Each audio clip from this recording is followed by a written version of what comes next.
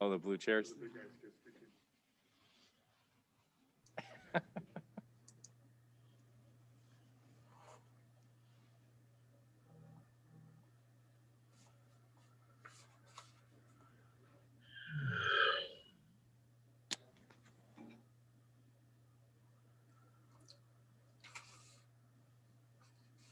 I see one more.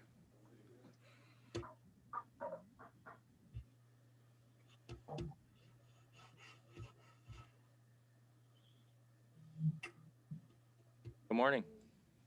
Morning. Morning.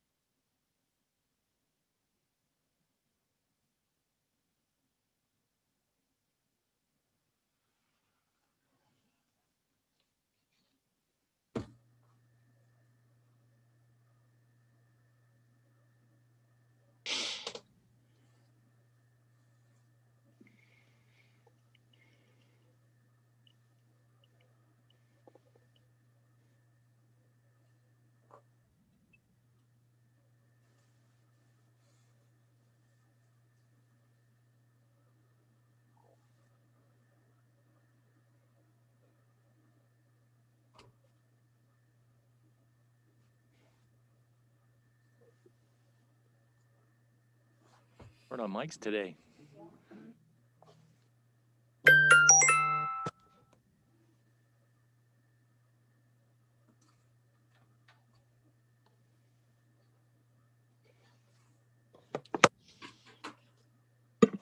Good morning. Caller labeled as 012221. Can I have your name for the record?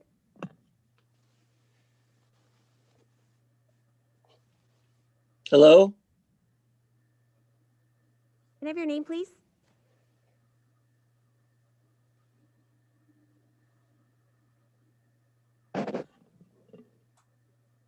Is this Joey? Hello? Hi, can I have your name, please?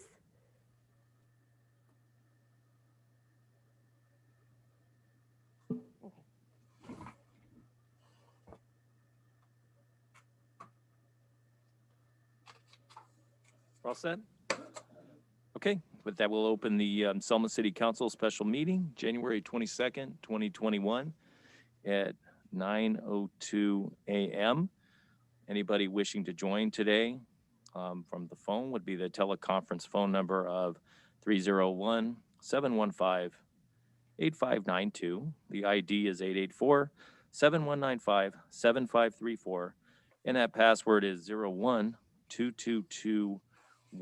On March 4th, 2020, Governor Newsom proclaimed a state of emergency in California as a result of the threat of COVID-19.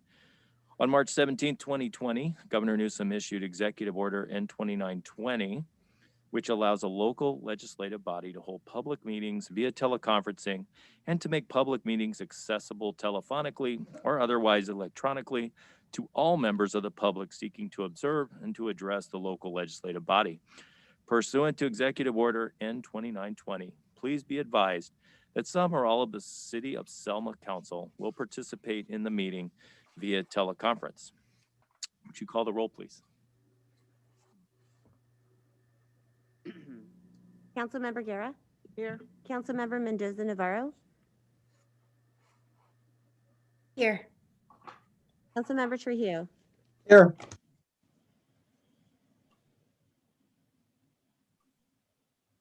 One more time. Mayor Pro Tem Cho? Here. Mayor Robertson? Here. Potential conflicts of interest. Any council member has a potential conflict of interest may announce the item now and recuse themselves from discussing or voting on the matter. Oral communications. During public comments, if you wish to address the City Council under Government Code Section 54954.3a, you may only address the City Council concerning any item that has been described in the notice for the special meeting. Members of the public shall limit their remarks to 3 minutes. Do we have any oral communications at this time? Hi, callers on the line. If you would like to comment, please use *9 to raise your virtual hand and use *6 to unmute yourself. You have 3 minutes.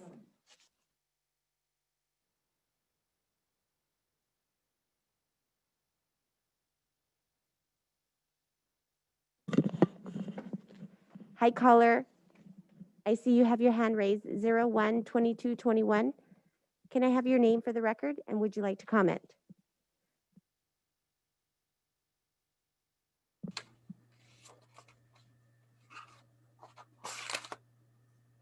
Hello? Do you have comments for council?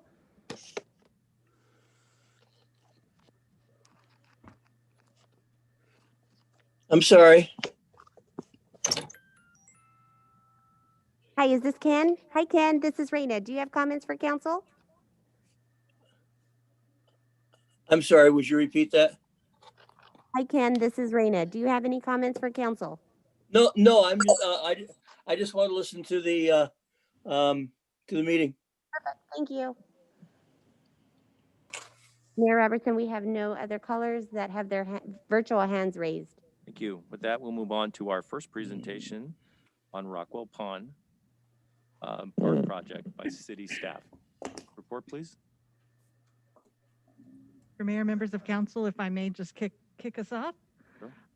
Just want to share, welcome everyone. Thank you for coming and attending our workshop on the Rockwell Pond project.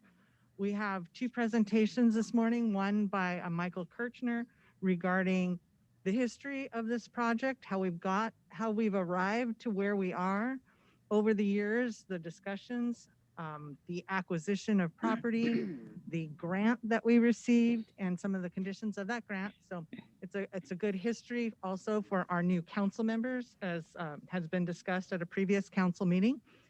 And then following that, Mr. Cliff Dutellian will be giving a presentation on a concept about how the commercial project and the park project, how there may be synergy between the two projects and a concept for that. So it is a workshop, so it's a little less formal than our usual council meetings. Due to COVID, we are usually at a workshop, everybody would be down on the floor so we could have a little more interaction. But because of COVID and social distancing and the need for a number of microphones, we are still having council members on the dais. And but it is an opportunity, once we get through the presentation, you have the opportunity to have question and answers, a discussion about the project and the different possibilities and impacts of the ideas that are being brought forward. And we are hearing them for the first time today. Staff has not seen the proposed concept in advance of this. So we will all be looking at it for the first time. And then we also have carried forward an agenda item on the Vanner construction project management proposal per council. They wanted to bring that forward once we had some concepts to look at. So that's kind of the format for today. We have refreshments back here. Like I said, it's if you want to get up and grab a cup of coffee or some refreshments, they're back here. Restrooms are out front in the lobby. Again, thank you for making time for this important discussion. And I'll go ahead and turn it over to Michael unless there's any other housekeeping items before we get going. Thank you. Mayor Robertson, members of City Council, let me give Irene a chance to get the presentation. Today, I just wanted, as Teresa mentioned, just a project overview, kind of go through the project site plan we submitted for the grant, concept that was developed early 2018, give a park and grant overview, talk about the project park management proposal, park funding, and also answer questions. Oh, you know what? Could I just one more quick thing before Sure. you get right into everything? If we could do introductions, I think that would be nice. We have a number of staff on the line as well, and we have developers in the room, folks that have a vested interest in this community, and I'd like to give everybody the opportunity to introduce themselves. I'm Teresa Gallivan, City Manager.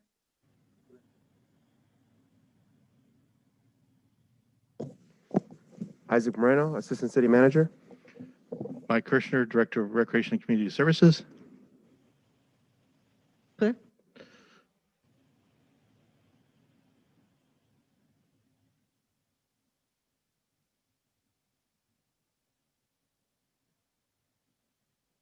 Hi, I'm Liz, the Recreation Coordinator. Selma Development Partners.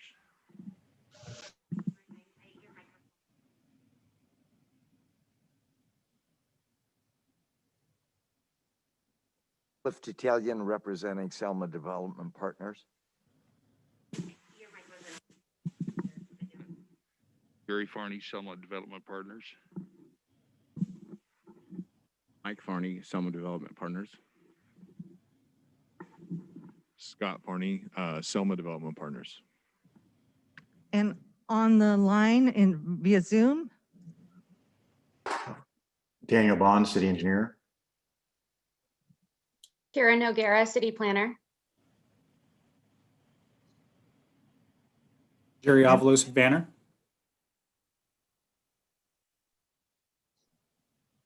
Roy Magdaleno with Banner. Thank you, everybody. And we'd also say hi to Liz. Thank you, appreciate it. And go ahead, Michael, thank you. Okay, great.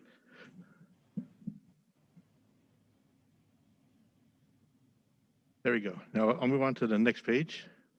The project overview. The city and county staff have come together in agreement in principle regarding 28 acres. For those of you, the county owns the property that we're interested in purchasing for the park. On September 17, 2018, Rockwell Park update and report was provided at a city council meeting. On May 6, 2019, city council meeting, council did consider a memorandum of understanding with the Italian company regarding potential development of a community infrastructure in Rockwell Pond. The MOU was approved with developer, which included the developer providing a conceptual drawing to the city 6 months of the execution of that MOU. At the July 15, 2019 meeting, City Council approved the grant submittal resolution to apply for grant funds for the 28-acre park. And on March 16, 2020, Rockwell Park project property negotiations was held in City Council closed session. Next page, please. In March of 2020, the city was notified that we were awarded the grant. At the October 5th, 2020 City Council, staff presented a staff report following a request for proposals for a project management firm recommendation. Veneer Construction was recommended to oversee this project. This item was tabled until November to allow for more time for a developer to submit a conceptual drawing. At the November 16, 2020 City Council meeting, this item was tabled. The developer had requested 30 to 45 days to submit a conceptual drawing. And so the City Council at that point decided to have a special meeting in January with no date set, with two purposes. One is to have the conceptual drawing and allow for the new City Council members to partake in the decision making. An appraisal and phase one report have also been completed within the proposed 28 acres. Next page, please. On your left, as you look, that's an overview of the park itself, property, 28 acres. And on your right is the as submitted in grant application. That's the site plan that was submitted for the 28 acres. The conversation is if any conceptual or any discussion on moving any part of this park or any amenities would require state approval. So, and county would have to also be discussed again, just to, if there's any proposed slight change of property, then just kind of, we're ready for agreements to move on to the Board of Supervisors and the City Council for approval of the purchase. However, we would have to go back to the county and make any changes if that's what the recommendation would then take. And this was a project concept. You can see the property. This is the exact property. This was developed in 2018 as just a concept. You can see the waterfall in the back towards the part of the pond that's closer to the highway. The highway just is to Highway 99 is to your left. The concept here, when staff was instructed to look at this 28 acres from previous city management, was the idea was when you're basically going south on 99 from Fresno, you're going to come in and you're going to set a nice scenery into Selma. You're going to have the park on your right. You're going to have the pond with this water spray. You have the brand new Toyota dealership and all the development. And so it's kind of like coming down the highway, here's Selma, and it creates a nice little atmosphere and sets a good tone for people going down the highway.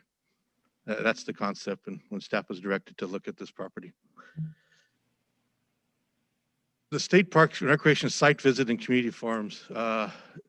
Again, any chance of moving this park based on conversations is we did the picture on your left, you'll see a grant awarded State Park Office and grants visits and evaluation. So in other words, there was tons of cities who applied for this grant. Probably only 10 to 50% of those cities received funding. But from that grant, they do site visits, and they don't do site visits for every grantee. So when you get a site visit, it's not guaranteed you have the grant, but it makes you feel good because you know you're still in the running. You haven't been disqualified. So the picture on your left is the person to the farthest left is our State Parks Rec grantee auditor at the time, and they come out and audit the property, and they do a question and answer. Our Mayor Scott Robertson is there, Frank Hoyt is there, Robert is youth wrestling, and myself. So we all met her out there and answered questions from our application. They really want to verify everything you put on the application is true and you're on board. They want to see the property. They want to make sure that negotiations are moving forward. And it's just their way of, checking off their check marks on the grant application. The picture on your right is a few of us at a community forum. You have to hold your community forum within a half a mile radius of where your park is located. That was something new for this grant. So we used Pioneer Village because we knew it was right across the street. It would be really hard to drive down that dirt road and expect the community to get into the park at the time. So that picture is one community forum. From the community forum, you submit your grant application based on 5 forums. You have to have your forums held on weekdays and weekends and also morning and evenings, so that there is no way you can say, well, you didn't allow for every single person to attend. From those community forums, we do a scoring sheet based on what the community needs are. And I'm going to go through the amenities that were requested from the community. You'll see the amenities in a future slide of what we are required to put within the park. We can add more things to the park. We can expand the park. It's the grant's not going to pay for it, but we are required to include the community's amenities that the community requested and what we put in our application. Any questions? I'll just keep going. But next, the park grant overview. The city is obligated to construct a 28-acre park on the site plan submitted within the grant application. Our grant was for $4,416,000. The city is obligated to include the following amenities within the project: open space, lighted practice fields, youth football, and youth soccer. Practice fields, just open space is our biggest priority. Our youth soccer and youth football used to practice at the schools and play at either Lincoln Middle School or Eric White. However, with the schools being closed and after school programs, it's very difficult for them to get on campus until after 6:30. And it's with daylight savings time and everything, they're in dire need of practice space. So that was a big need. 2 picnic shelters, 2 lighted basketball courts. If you've been to New York parks, basketball courts are awesome. All it takes is to push a button, lights go on. People use them all the time. There's a high demand. Restrooms and parking. A water spray park. We have one at Salazar Center. It's just where the water shoots up in the ground. People like to see another one. Walking and jogging trail was requested.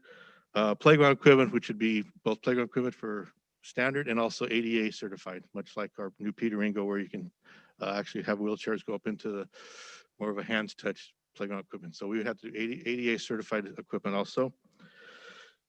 The complete infrastructure to park within the park of 28 acres. The grant will help us pay for infrastructure from the property line into the park.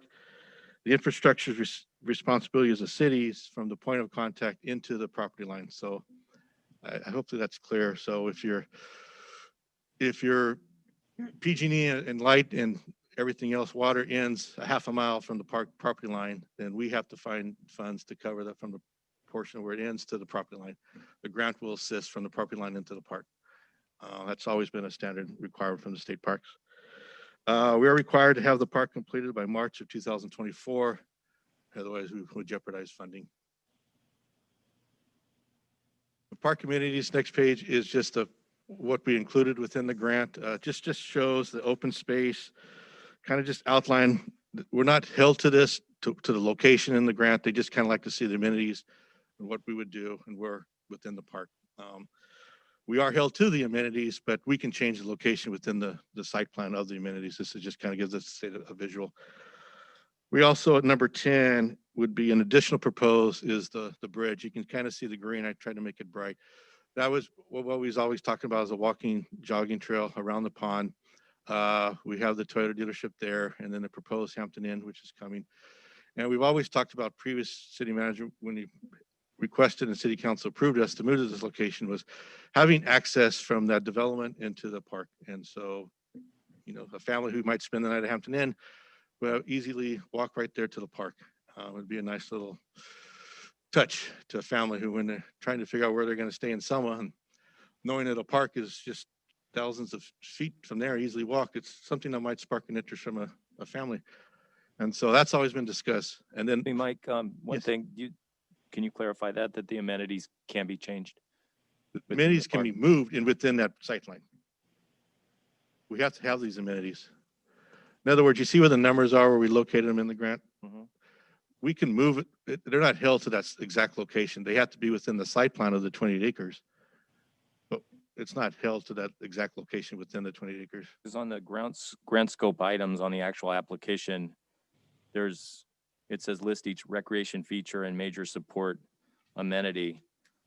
Did that have to be changed? Because the total amount for that was $7,675,000 and the city received $4.4 million. The original grant application, yeah, you saw the original. We had to resubmit because the infrastructure, when we talked about from the point of contact into the park, the original grant application included the infrastructure. And so the state required us to revise that to only the infrastructure within the park into the park. Do you have a copy of that revision somewhere? Yeah, I can get one to you. Circulate that to the council? Sure. Okay. And that just took off the amenities that would not be included in the grant application, the grant coverage. Mainly it was mainly the infrastructure. But what we're looking at here, under the grant required amenities, those are part of the park that's going to be Correct. installed and Yes. constructed. Okay. Yes. And again, to emphasize, we're not held to adding more. It's just the grant will not cover more amenities. If we wanted to put pickleball courts or amphitheater, the city just, It doesn't limit you to a certain number of soccer fields. It just says you have to have a soccer field, correct? correct. That's a minimum, right? What we have there is the minimum. Yes, that's the minimum. Okay. Yeah. You just have to have Anything else one would or have more. to be Yeah, funded. More some other soccer way. space. The one thing to remember too, though, there's a misconception, and we dealt with this in the community forums. If you have a complex like baseball field and softball fields, you can't have those. The state is going to fund an open park to the public. They're not going to fund us. People in the beginning were asking for a sports complex where you charge to get in and the community just can't walk in. You're not going to get funding through this grant for that. They want open park where people on Thursday night, Friday night, Saturday morning can go use the park. Now they can have a soccer game there or soccer practice using a field or et cetera, but they have to have access to that park on a regular basis. And so that's very important to the scoring of the grant. So, And I remember when we were out there on that morning, the person who came out and did the inspection, another draw was that it was close to commercial entities too. It was close to the car dealership. It's close to a proposed commercial development. It's close to a proposed hotel coming in. So I know that helped the city too. to you're get the correct. park, the location. Yes. They'd like to see activity going on around the park because they know. Moving on, the next slide, please. The park project management, the city had gone out to RFP, request for proposals, to have a park management firm oversee this park project. This is a large project for the city. The request for proposals went out and distributed. The city received 5 RFPs. City Manager Teresa Gallivan, Assistant City Manager Isaac Moreno, and myself interviewed 3 firms based on their RFP experience and references. From that interviews and the references, Veneer Construction Management was the recommended firm. Veneer will help us in pre-design phase, infrastructure, design phase, bid and award phase, construction phase, and the park estimated completion would be December 2023. Again, it requires the park to be completed by 2024. However, it's very important to have some time because unexpected circumstances, whether it be utilities, infrastructure, hopefully we get some rain this weekend. Things of that nature can happen. We are near the pond. We have the 100-year flood. Who knows, in the next 2 years, we do have the 100-year big storm we all need. But we really need to allow some time so that we're not pushing ourselves at the end and then jeopardizing the funding to be reimbursed. Mike, I have a quick question. Sure. There's no penalties if the park gets completed before March of 24. Oh, Let's just say everything they'd be goes ecstatic. smoothly and beautifully, and we're done into 2023. There would be no issues with that. Is that correct? They would probably appreciate it because otherwise they could start their auditing and final reports gradually instead of, they suspect you get this mad rush towards the end and then they have all 15 parks completed all at the same time. Right. So yeah, I would think they would appreciate that because then they could start working ours and free up time for the end of the, you're welcome. Veneer also, if the conversation has arisen about the concept of any changes within the park, whether it be moved or amenities, Veneer could really help the city with that too. If that's the direction, based on today's meeting, Veneer could help us because we will have to go back to the county and work with the state just to see if it's possible. The one nice thing here though, is if we work with the state and they say no, we just go back to the original proposal. We're not jeopardizing the grant, but it would be a long process. And the concern is not to delay it park too long because then we're getting down to the end and we're reimbursing. Also, the longer we take, the higher the cost for the construction of the park will be. Did you have a conversation with the grant writer who knows these things in and out about what changing the park would do. I have talked to him and I've talked to the state rep and I've looked at the application. So we will see what we can do if that's the direction. The biggest concern will be the community fact finder, is what I've been told. We may have to do another appraisal, spend some additional dollars. The appraisal and the phase one, we've spent $5,700 to get those two done. If we do have to do those other two, the city would have to cover that in our general fund because the grant would not cover that. That's if though, that's not determinative. You haven't been told that that's what has to happen. I've been told to expect it, but not, they'd have to evaluate our proposal first. Because I mean, I know I heard from the grant writer that if it's a pretty simple change in terms of the grant scope, it may not be a big deal with the DPR. Not with those. The community fact finder is the challenge. And- The community fact finder is, if I could explain this, you put a circle, it's a half a mile circle. Within that circle, there is a bullet point pin. The bullet point pin has to be, put that pin within your park property proposal. And then it creates that circle. Within that circle, you get the property acres, the park acres per 1,000 people, you get the household income and the low income. To qualify for the grant, you have to have household income of lower than 48,000 or less than 3 acres per 1,000.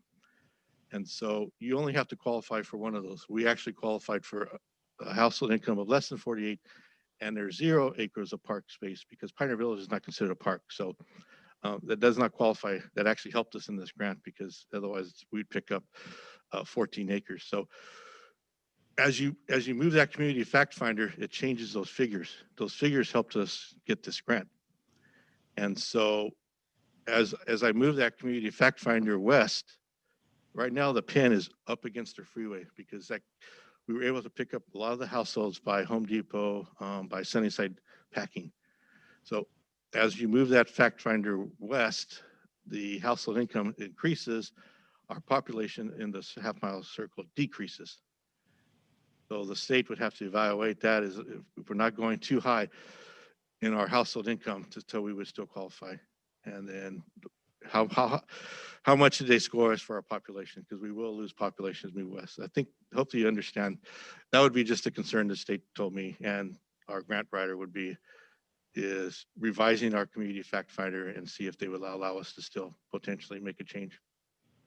So that could be done before it's You even have- submitted to the state. Yeah, it's done through a computer. We do it ourselves. And then once you find this, basically when Richard and Harv and I sat down and did the community fact finder, we moved that thing for 15, 20 minutes to all these different points of the grant. And we found the one that had the best stats. It's kind of hard to say. It's kind of the best stats for the grant, but kind of made us look more need, if that makes sense. You should try to show this greatest need based on the grant application requirements. We also want the right configuration of the park Yeah. too, right? So we were able to get, It's really important. yeah, We don't want a park that kids can't use. yeah, exactly. So the project management firm would be on board from beginning to completion, development of the detailed project budget, infrastructure, development of the design phase and construction phase. Projects will require a great amount of time, supervision, development of bids, meetings, planning, etc. Our current staffing levels and contracted services would really be insufficient for this type of projects. That's why staff's really recommending going out to a project firm to assist. Parks Director Shane and I would be involved from start to finish, but this would be very helpful for the development of a park, no matter where the park is located.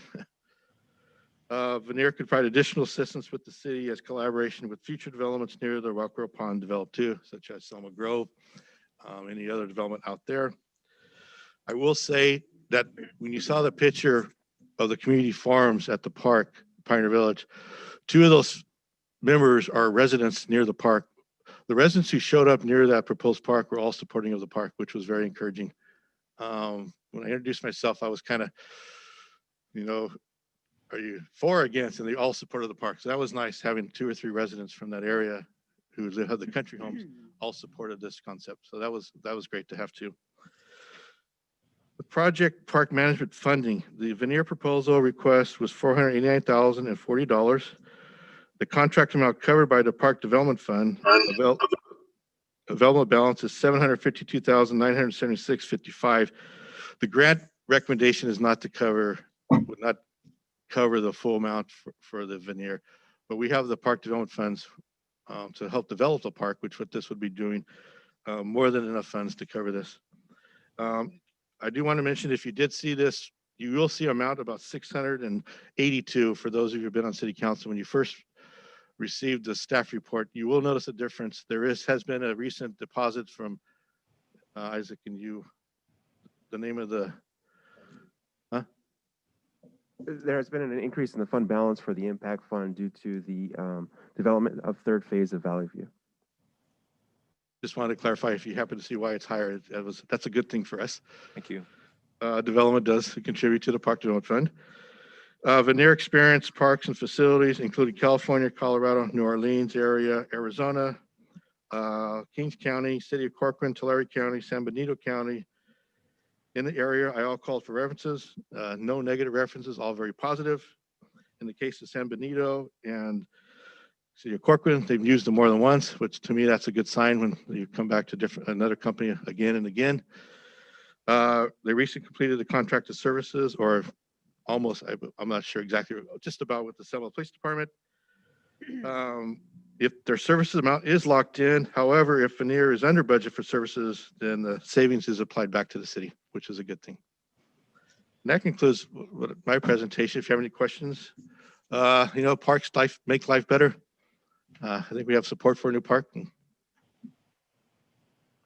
Does council have any questions for Mike Kirshner at this time?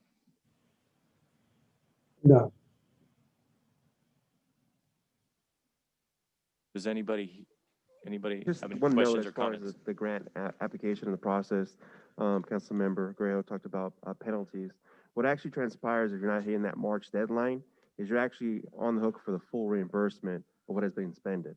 So if we spent $3 million at that point in time, we're still not completed, we will be asked to refund that money back to the state. So I just want to make sure that's clear. There's not a penalty process. It's actually more of a full refund. So the state, I would assume, comes out and does progress checks, right, during the construction. And We're if they required to see do that progress the reports. city is falling behind, I don't think they're gonna, foreclose on the city for $3 million, a city of our size and our general fund, if they haven't done their due diligence and said early on, you guys just don't, your city doesn't look like you're going to make it. I see there'd be some checks and balances, right? Some speed bumps along the way, other than, hey, it's March, you haven't finished, you owe us $3 million. Yeah, there is reporting throughout the period of the grant as far as status checks and things of that nature. So you are correct. So I think the state wants us to be successful just like we do in Selma. I don't think that's in place to punish the city. It's just to make sure that the money gets spent in the right way on the park. But I think what everybody's been talking about, what I've been hearing in the community and getting direction from the community is, well, make sure your concept's right. Make sure you get us the right park. Because this is, we haven't had one since 1989, and we want to make sure this is right. And I think that's why we're meeting today, to make sure that we do have the right park going forward and the right elements in place. So with that, no other questions. Are there any other comments from our presenter or our guest today at this point? Okay. I do have one question for Mr. Kirshner. This is the first that we've seen or heard that a design of this specificity was pending. So what is the parking capacity the way this is? I don't understand your question. The drawing shows a parking lot. I'm just wondering. That was a concept done by our city manager before the grant. That was just a visual we wanted to provide today. This is early 2018. So the grant was not applied for until 2019. It's just at the time the city manager, that's when we were instructed to move to the 28 acres as a present site plan. City council, we involved city council. Then his plan was to develop a visual to move forward with. And so that's all that was.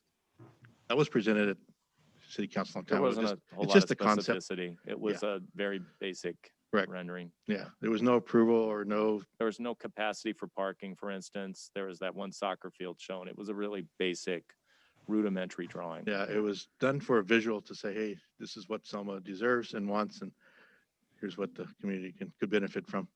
And our proposed scope of work with Vanner would include pre-design and going through the design process.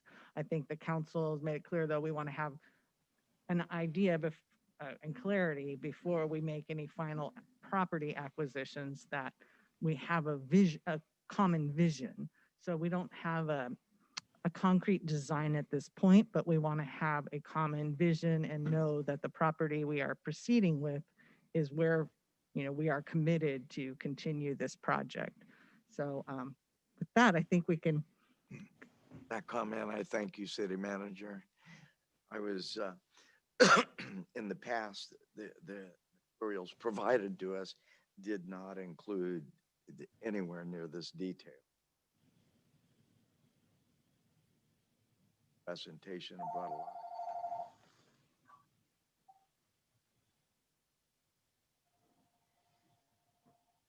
With that, we'll move on to your presentation, Mr. Titalian. Thank you, Mr. Mayor. For the record, my name is Cliff Titalian. I'm representing Selma Development Partners.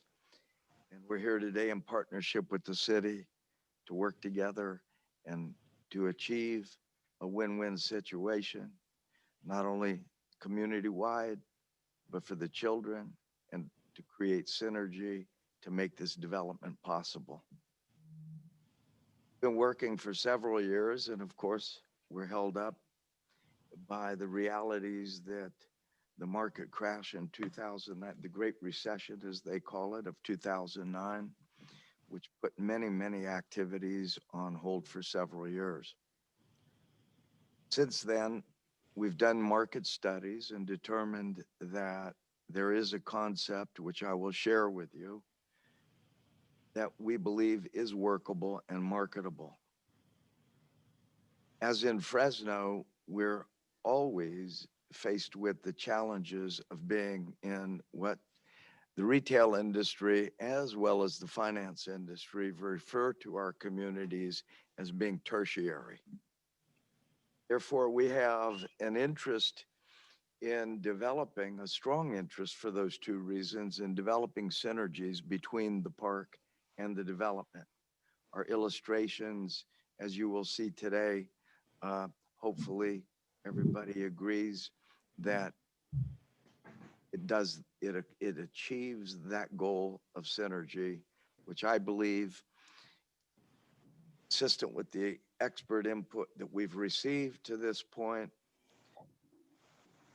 we will be able to get this project done. Mr. Titalian, if I could just interrupt for just a second, we've had a direction from the CDC that we're all supposed to be wearing our masks during our meetings.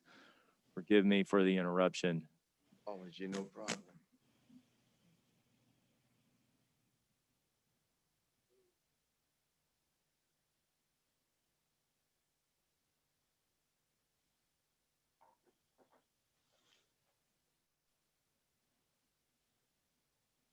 For your review today and presentation, I will add that with limited input, other than our understanding of requests from the community, I'm going to present to you a plan that is different than the configuration that was established in 2018 and a part of the application. We're here today in partnership. We have a different concept. We're not here to compete or debate. I want to make that clear. From our perspective, retail development side of the equation, I do believe that we can make the perspective of the city merge with the perspective of the development. I'd like to keep it in that context for everybody's consideration, for the consideration of the council and the city manager.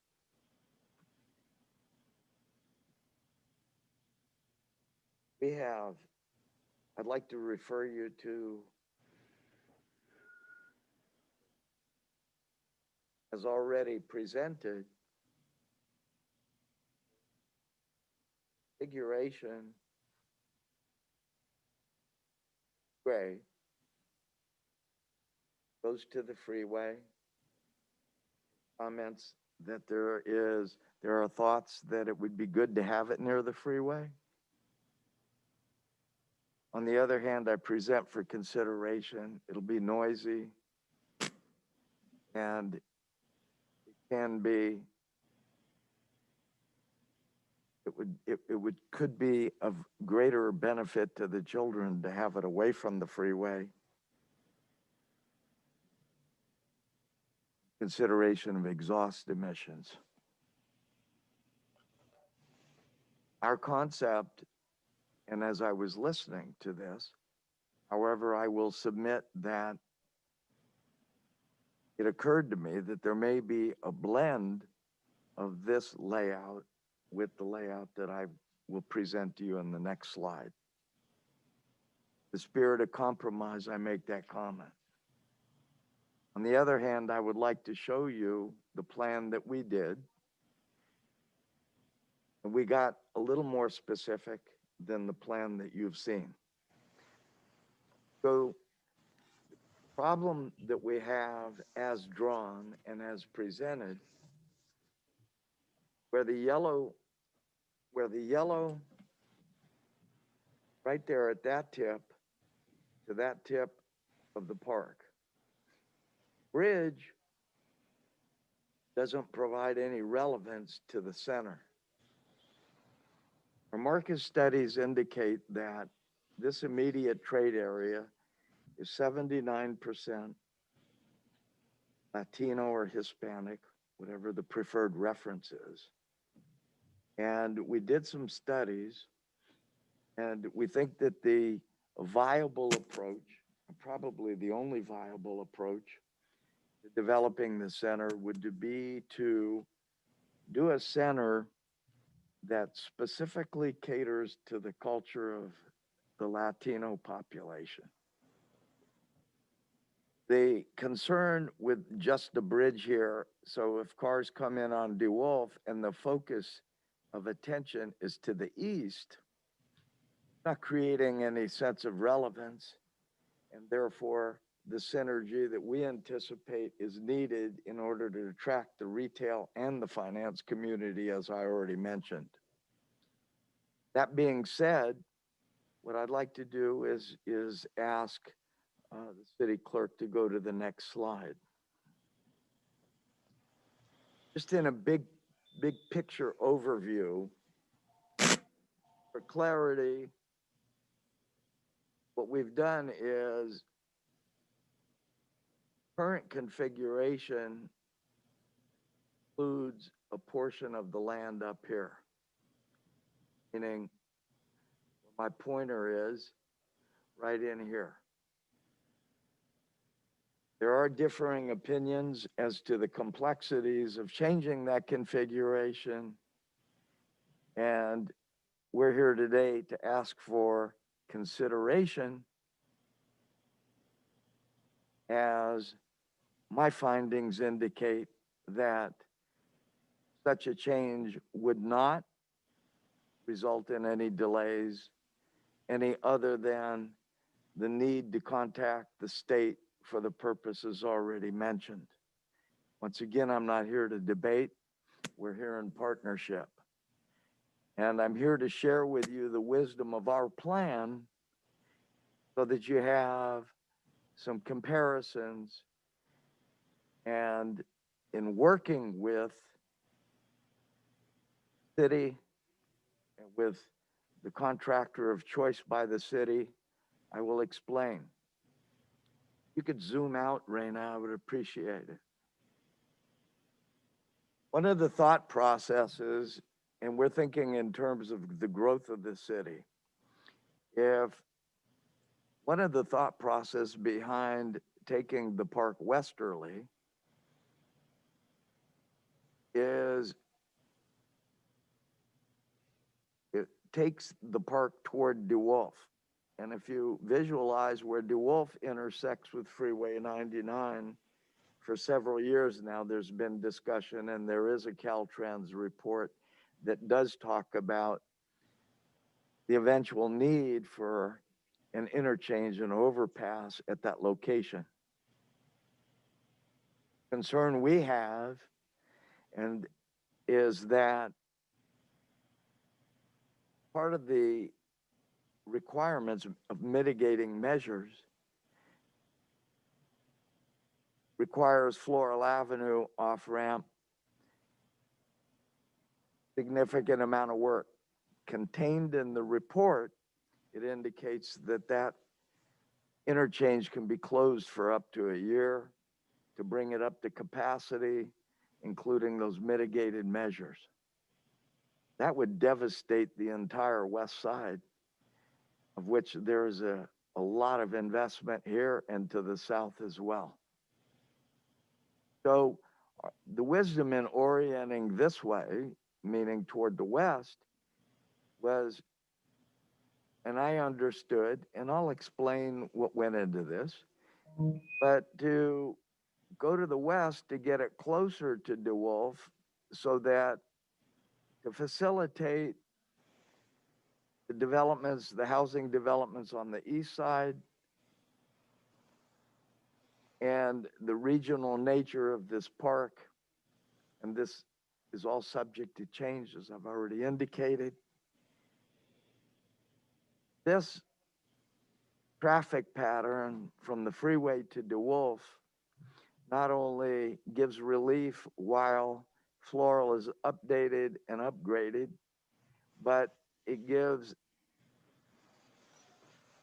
the traffic and the public two choices to access this area. It's my belief that that will accelerate and promote development in the area. I assume that everybody understands the economic impact of encouraging more development. Let's go to the next slide, please. Here's a little bigger, whoops, can you, there, right there, perfect. So I've had a couple meetings, and one of the topics at the council meeting when we did, which we appreciate very much, obtain the support to do this drawing. It was totally focused on illustrating the synergies in trying to tie a park facility to the development. Floral Avenue off-ramp, park. My apology, but the drawing that I saw, and I understand it's not cast in concrete, but from community input and speaking to others, I thought and understood, or thought I understood, that there are in excess of 700 children registered in a soccer league. We tried to optimize the number of soccer fields here, which could also be used for a variety of purposes, but there's 5 there. And if you calculate 20 children per game, then there's 100 children per game in a 7-hour period. On a given day, 700 children can play. The parking lot was sized accordingly with this traffic load. Just speaking with Mr. Kirshner, there's no need and no desire to have baseball. However, we put a little league diamond and then an adult-sized diamond. The parking right in the middle where the pointer indicates, there is a facility. It shows a small building so that all the different the schools, the parent-teacher association, the soccer league, and the community at large would have a very simple facility to be able to sell sodas and hot dogs and potato chips and those things that people usually seek in that environment. And what we did to the left and to the right, trying to distribute amongst the distance, we have 2 bathroom facilities, right, on each side. basketball courts, a children's play area, which is like which also can double as a miniature soccer field. And right here in the circle, now we're getting into this area, which is approximately 5 acres. By the way, this drawing gives you a feel of what we can put into the 28 acres. One of my gut objections to the other configuration, ladies and gentlemen, and Raina, if you'd go back to the screen, look at that rectangular configuration and know that your most efficient level of parking and utilizing the land and optimizing the number of stalls should be in a square or rectangular configuration. And everything here is either square or rectangular, except for the 2 diamonds, and they do take up a square area, but that's not of relevance at this point. If you would go back to the first slide, I'd like to, that one there, thank you. See, this part of it right here is we would take this top piece and shift it over to this area. If you, and while I have to tell you that rendering for the presentation as a part of the application was very pretty. On the other hand, it doesn't draw what I understood to be the big demand for soccer. And this configuration of land being irregular the way it is, we're not going to be able to get the number of soccer fields, and we're not going to be able to achieve the optimal number of parking spaces in the least amount of land utilization. Therefore, you got more pavement and less park, grass, and those kinds of things. So please go back to the drawing.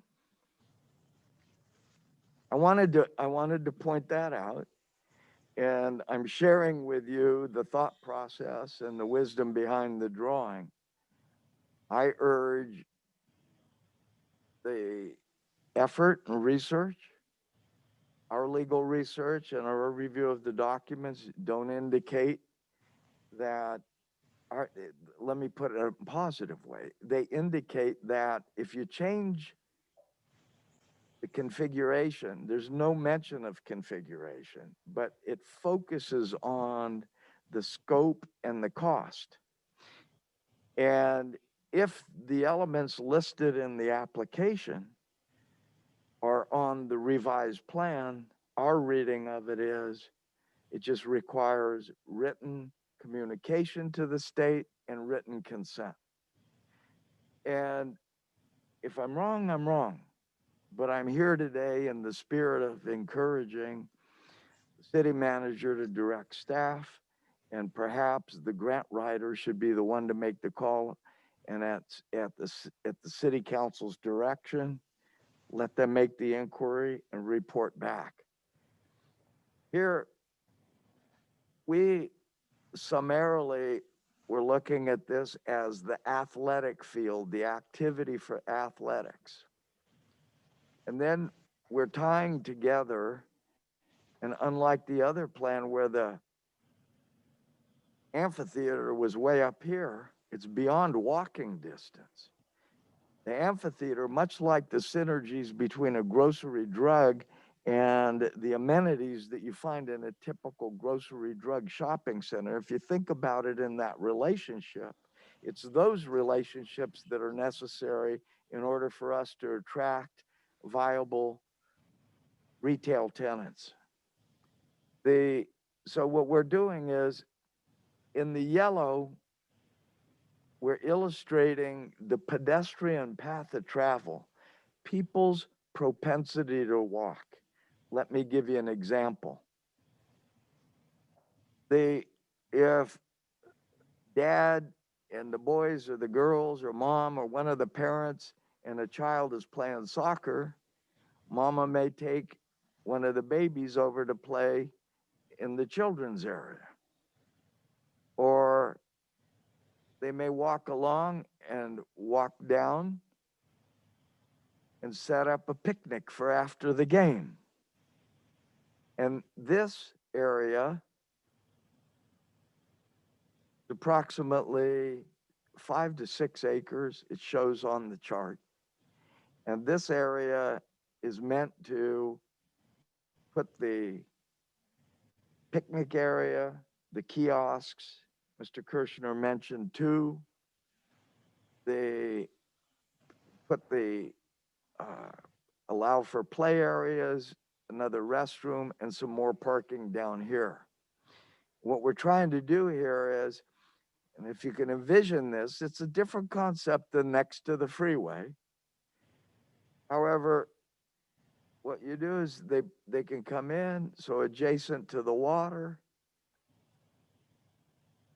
They can drive all the way around the park, or they can come in this way with the intention of just having a picnic, or come in to the northern side, going primarily for sports activities. This is at grade. This could be at grade or slightly below grade, and a little variegation in elevation can be designed and should be considered, in my opinion. Point here is, now let's go to the development that addresses, as you will, the Latino or the Hispanic population. The market needs to be toward the front of the development, and along here, I think that's the southerly border of the property. These are laid out to be stores that are utilized, some from Mexico, some from here in the United States. This orientation comes from the park, and this is right here, a big central location. Be designed to allow for the celebration of the holidays of Mexico. And there is a development in Los Angeles. There's one in Texas. There's one in Los Angeles. And on this scale, there are 2, and this would be a 3rd. Ladies and gentlemen, here's the big opportunity. In the market study, this, with the park adjacent to the freeway, can become a regional location. And that's defined in retail terms as 25 minutes or 25 miles. So in the market study, which I'm happy to share, in the market study, the trade area is of a population of approximately 630,000 people. Out of that, the Hispanic population is estimated to be 360,000 people. That makes this concept viable, and I will share with you that if we can work together and create this kind of synergy, we can bring a regional center, which will absolutely be a major contribution, not only in property tax, sales tax, job creation. I'm sure that that's a major concern of all the council members. That'll help support this city and help grow the city. This is very important. Interesting enough, I've experienced conditions where people walk 2 blocks for parking and they love it because of the surroundings. We have situations where people walk a half a block and complain about it. And the difference between pleasure and dislike depends on the surroundings. I don't have any criticism or judgment on the park and that drawing presented, other than it's already been defined as for presentation purposes only for the application. But in the development of the park, to imagine a bridge from here over to the county property to be purchased with the orientation of, ladies and gentlemen, I don't know if that's north or east or which way it is, but away from the center does nothing to contributing to the synergies. As I mentioned, and open-mindedly, I think that this element with this part of the land, there may be a possibility in making the rest work. But I do urge you to consider this rectangular configuration, subject to no delays, of course. I'm not here to create delays, but I think as long as it's intelligently and prudently addressed, I think it's avoidable based on my research. And that being said, I've already explained why this rectangular configuration will be more efficient, where you can get more activities, serve a broader scope of the population in the same amount of land. Now, if the city's desire is, oh, we don't need 5, we only want 2, I explained to you the basis of our conclusion.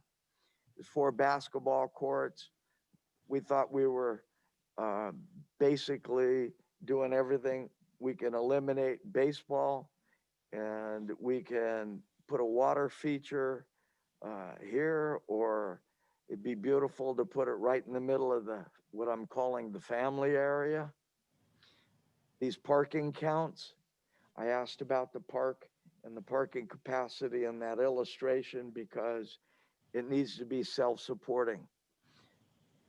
The interface between the development and the park area will have to be also collaborative.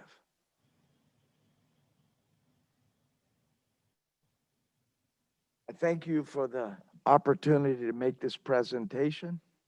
I'll tell you that this sketch is in pencil. It was done deliberately so. And once we've reached a consensus, we will finish the drawing. It'll be done in CAD, and it'll be done so that the CAD drawing can be passed on to the project manager and used for engineering purposes. They need CAD, and so please know that we stopped the progress when we saw that our configuration, which by the way was based on a 2015 drawing, and when we saw the configuration being so different, that's why and when we stopped it. But we're glad to, subject to consensus, move forward with the rest of it. Thank you for the opportunity to make this presentation. Thanks very much for your presentation, Clip. And was there any comments from the Farneys that they would like to make, since the dealership and you folks are part of the same development group? Do you have any comments at this time about the proposed synergies? Okay. With that, we'll bring it back to council. Do any members of council have any comments that they would like to make at this time? I'd like to make a comment. Raina, can you put back the previous screen? I want to get a clear understanding, Mr. Tatalian. Now, you explained the park area. Can you point on the pointer, your development is going to be right there, correct? Yes, that's the what property you're line of saying. our development. Okay. And then can you point where Toyota dealership is? Pardon me? Toyota's dealership? The dealership, this notes the dealership, and right here notes the hotel. Right. And in terms of making the whole center work, here's the main drive-in that leads right to the dealership. And we want people driving to and from the dealership to drive right through the center. To the center, which would be your development. And you can envision that main drive similar to what you experience when you go to River Park. Right. And when you're driving through, you're going to see this as a big pedestrian intersection. When people look left, look right, the important thing here is we draw a relationship from the park all the way over to these larger stores here. And these are conceptually thought to be the TJ Maxx, Dollar General, Hobby Lobby, and we have Target. And we have a list of, right here is where we've determined that we need to put the grocery store. And then in this area is going to be different activities. We have 2 consultants that have the knowledge and the wherewithal to be able to bring tenants from Mexico. Then I just want to make sure that I'm correct on my map. The road into Toyota's dealership, is that DWOOF, the dirt road that you need to go through to get to their dealership? Right now, the access to the dealership is very limited. Right. It's right along the southerly boundary of the property. Okay. And what we've done is we've gone through significant efforts of coordinating the layouts of the existing and the proposed hotel so that it works with the rest of the center. We have a cross access here between our development and where J.C. Penney's and Walmart is. Right. And what we're trying to do is, and when you look and when you drive through that development along here, along their, I guess, easterly property boundary, you'll notice it's not interrupted by parking. So that's another source for bringing traffic lanes to the center. We want to get access to the dealerships here through the center. And that's why it's not only important for the dealership, one of your biggest tax generators in the city, but the hotel, that we get this synergy going so that the development can be built. Thank you. Any comments from council?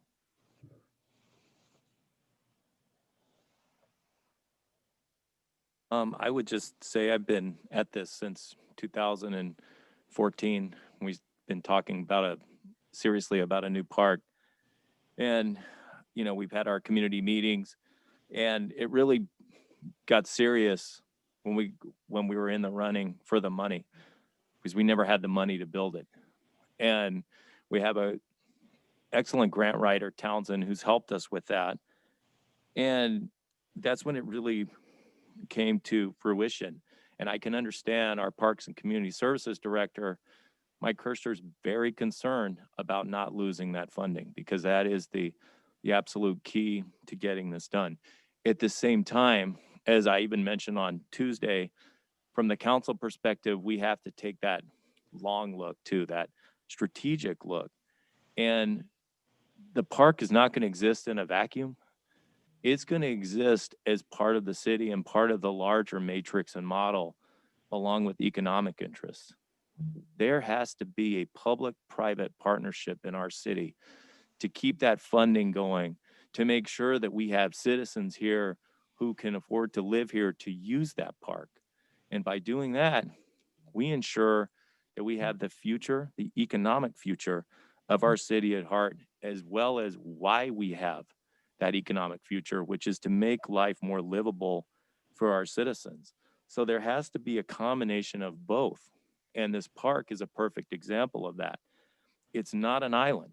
It exists near one of the largest tax generators in the city, the auto dealership. There's going to be a hotel coming in. There's going to be a commercial development. And I think we have to make sure that at this stage where it is essential that we have the right concept, that we move forward in a way that maximizes that relationship with the commercial areas around it. At the same time, maximizes the efficient use of the land and especially the parking. Go to Schaefer on a weekend when there's a softball tournament. You can't park. We absolutely have to have that parking, and we have to have enough soccer fields. Getting back to that first plan of 2018, it was fine. It was presented to council as, hey, we're going after this money. This is what it's kind of going to look like. There's one soccer field on it. This is what we want to do. It was never presented as, this is the exhaustive look. This is what the park is going to be. It was, we're going to go for 28 acres. This is, kind of a thumbnail sketch of what the park will look like. But what's happened since then is we got the money for the grant, and now we have a deadline of 2024. And so now we're kind of in a rush, and I feel being rushed a little bit with the argument that, hey, if you don't do it now, we're going to lose the money. I get that, but at the same time, I think we really need a strong concept going forward, and I think that's why we're meeting today, and I'm glad we're meeting today. And I think at the very least with this plan, this should be referred back to staff to take a look at it. It should be referred to Townsend, the grant writer who helped us get the $4.416 million grant. And it should be run by the state, the DPR, the Department of Parks and Rec, to see what kind of effect this would have. And again, in the interest of time, if council agrees in consensus and staff does this, I'd like to know by the next city council meeting what the ramifications of either using this plan, replacing this, Mr. Titalian's plan with the previous one, or blending the two, and how we would blend it. And I'd like to know if there has to be any change in the configuration of the acreage purchased from the county. So in that spirit, I think if council agrees on a consensus basis, we should also have a executive session item as well to discuss any potential land acquisition changes with the county. And with that, I'll put that in front of the council to see if there's consensus for staff to review this plan with the Department of Parks and Rec. I have a question real quick. In regards to, and I'm with you. I'm with you that, we as a city, as a community, have to work with our developers. But haven't we been working with them? And you're saying that we're actually put to the test with short notice, but haven't we issued an MOU back in 2018? And that MOU was to give them 6 months to bring a plan where our staff could have had that plan. They could have actually came up together and they could have actually remedied those issues, the misunderstandings or the plan that we suggested in 2018 to approve this plan. See, it's one thing working with a developer, but it's also representing our city, the community. The community of Selma, that's a community park.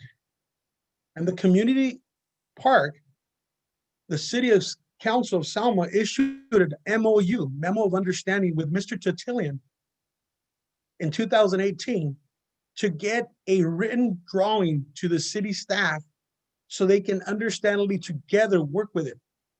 Then we came back and we said, hey, he didn't get one. You know what? Let's work together one more time. Let's have him get one really quick so we can work together. So I want to make sure that now I'm understanding you that we're we're just shooting ourselves in the foot because, man, he's coming up with a plan, and you know what? It's just we're pushing it. I'd like to know why Mr. Tutila never submitted a plan in 2018 and in 2019. And I'd like to know, understanding that we want to infuse and we want to help our developers and have a good understanding. I mean, they don't develop something, developers don't develop. I work for a concrete company. Everything has a management, and everything's talked about years in advance. And now you're telling me that you want to go in executive session, you want to go into closed session, you want to make decisions, you want to put the park at risk. Before you do that, and before we do that as a whole, I just want to express my concerns as to, no, the city staff, the city council has been doing their due diligence, has done it, accepted an MOU in 2018, accepted Mr. Tutilin's request. Mr. Tutilin was supposed to bring us a drawing in 2018. So I'm a little concerned, and I'm concerned because of the fact that we're dealing with, this is a park for our community. So when you start saying that, we want to make sure we're working together and we need to make sure we have the right plan. Yes, we do. But we as a council did that in 2018. We accepted the MOU. Mr. Castellian, do you have a response? Yes. My belief that you're incorrect on the date, but let me answer your questions. In 2018, I'm going to be very direct, Mr. Trujillo. Mm-hmm. He had an interim city manager that laid out a plan and took it upon himself to arrive at this configuration. And at that time, because something was sent to my partners without understanding our connection, I learned of what he was doing. That relationship, not only for the city, but for this development, resulted in a breakdown of communication. May or may not have the history, but I urge you to research the impacts of that breakdown of communication. At that time, the interim city manager, I think it was about late 18, left the city.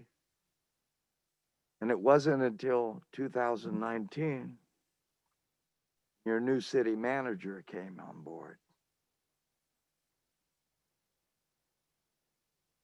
With respect and consideration and a sense of kindness, I will tell you that it's no secret that there's a history amongst the city whereby the council relies heavily on the city manager. And it took your new city manager, and out of consideration, gave her time to get acclimated, we allowed time. And I'd like to correct you, I don't think that the MOU came about until much later than the 2018 date. It was May 6, 2018. I apologize for that, but still, I want to know why we haven't got a plan. I'm not here to argue with you, sir. That's the main reason. Look, if you want to bounce us out of here, go ahead. Okay? I came here and I made it clear. I'm here in the spirit of cooperation. I am here. I'm not a big bad developer, but we're labeled. We have had several years involved in this. And I will tell you that before the market crashed, under a whole different administration, we were significantly down the road. And we're still here. Our partners and part of your community is very heavily invested here. And in direct response, I think that the dealerships and the hotel deserve your consideration. They're a part of this. And individually, I'm trying to do my job and do it in a cooperative spirit. I'm happy to talk to you one-on-one to give you any information and any clarity you may need. In fact, I'd like to go on record that I've attempted to reach you with no success. Now let me continue. When your new city manager came on board, we attempted to have dialogue regarding the park. Back in 2018, none of this was disclosed to us. We accidentally discovered it. And ever since then, it came into the open that this conceptual drawing, it shows that park layout. The first time that I've ever seen it, and nobody ever disclosed it to us. Now, you target the delays.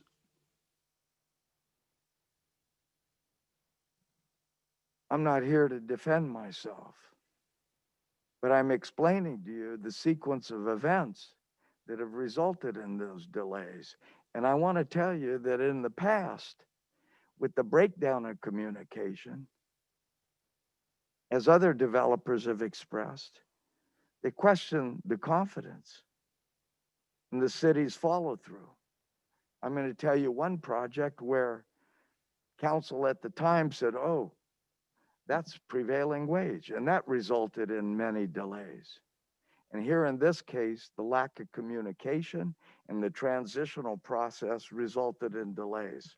And my perception, sir, of the lack of transparency, as evidenced by this plan surfacing after 2 years, also eroded my confidence and my interest in being aggressive about moving forward. Now, you have a concept that wasn't presented to the council. You have a drawing that's vague and ambiguous that based on soccer alone is not responsive to community input. And we've got a time challenge. And I've already told you and presented to the council, it's our belief through legal research that a change can be made without delay. There's a lot of things that can happen. If you think about a development, concept, the layout, the detail of the plan, the engineering, the civil engineering, the infrastructure drawings, it all has to go concurrently. And if it's the city's will to hire a project manager now, that's a good thing. Because while they're getting acclimated to the project, as suggested by the mayor, it's reasonable and objective to ask the grant writer, what's the flexibility and whether or not it'll cause any delays, and what is the exact process if you were to reconsider. Now, I don't think the issue is delays. We are here in the spirit of cooperation and moving the city forward because it moves the project forward. We are here in partnership, and I'm not giving political rhetoric. You hear partnership thrown around in very loose terms. And here it is, I've laid out the reasons. A rectangular piece of land will give you more utility and serve the community more effectively. That water feature shown in the middle of a wildlife reserve, let me ask you rhetorically, are you aware that that's not even possible? That's a wildlife reserve, off limits, federal government. follow the rules. And those are other issues to be discovered such as that. If you don't want to cooperate with the development that's going to create jobs and bring money to the general fund, I'd be very disappointed. Because candidly, that's the job of the city council, to set policy that protects and grows the city, protects them economically, and represents the citizens. And I don't live here, but I've got many years invested in the efforts of trying to find something that works. And we don't have the benefit of 200,000 population in a 2-mile radius where the tenants are just going to come running. And recognizing those struggles, we should pull together. We should collaborate. We should work together. Because growing this project and growing this park synergistically grows the community.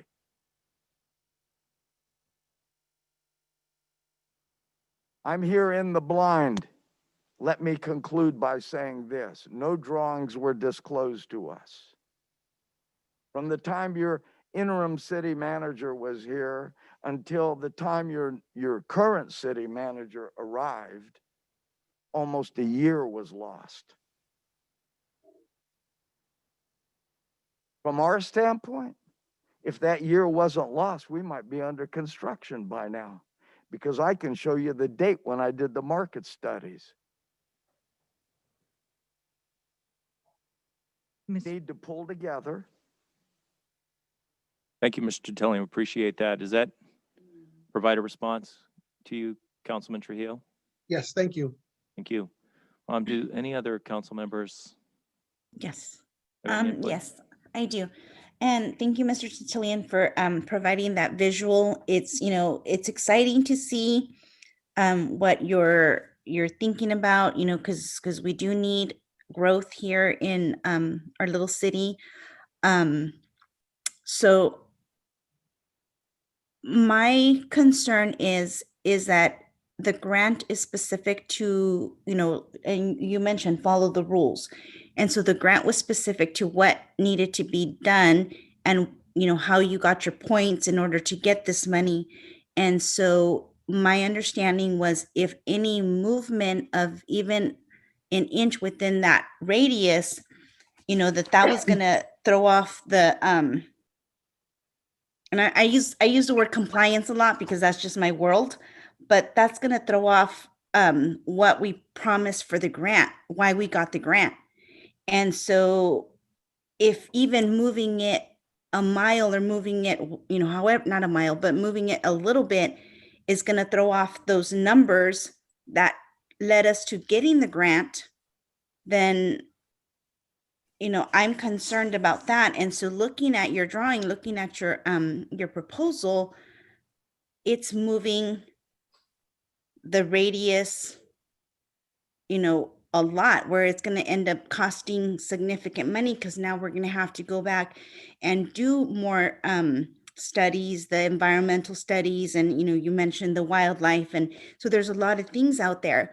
And so I like your concept. I like, what you're proposing, because it does bring a lot of good things. But I think we're kind of at the point where we really don't have a lot of time to be going back and redrawing the property line, because it's going to end up delaying, and we're going to end up potentially losing the funding, especially if we don't fall within those points that we needed to fall in order to get the grant.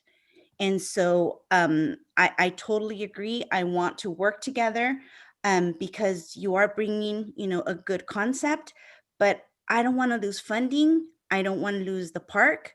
As far as like the soccer fields and stuff, that's just a concept of what needs to be in the park. It doesn't have to be you're limited to one. It's just within that 28 acres, we have to figure out how to put all those amenities in there.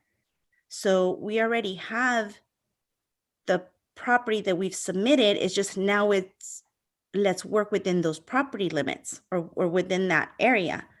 So that's just my concern. I do want to move forward. I do want to, and you're absolutely right. Communication is the key. And, we do have new council. We do have, different partners. And so that's just my concern because the grant was specific and we got awarded. And now to go back and have to redo a study, I work with development through my job, and I know how important those points are.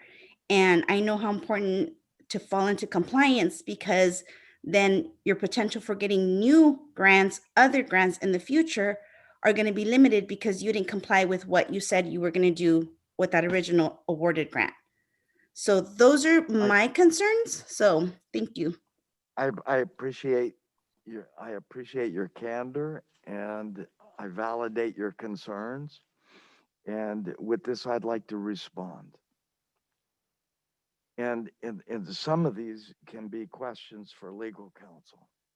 If you think about it this way, first of all, I will commit to working with the grant writer and your project manager, if that's the will of the council, to expedite the answers to your questions without delay. And by the time the grant writer, a phone call away, they wrote the grant, they know the rules. What we don't know, which can be a question for legal counsel, is that PIN, which I respect Mr. Kirchner's opinion, that PIN and that process may have been for the award of the dollars, and it may not be an issue. It's only assumed at this point. And I'll explain why I believe that to be a possibility. The plan that was submitted was even less than preliminary. It was just a pretty picture. They must have understood the ambiguity in the plan.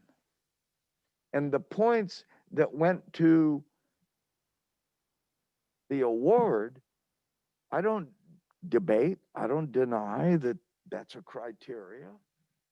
However, you did get the award, and information and study reveals that there's a slightly more efficient way to effectuate the expenditures of those dollars.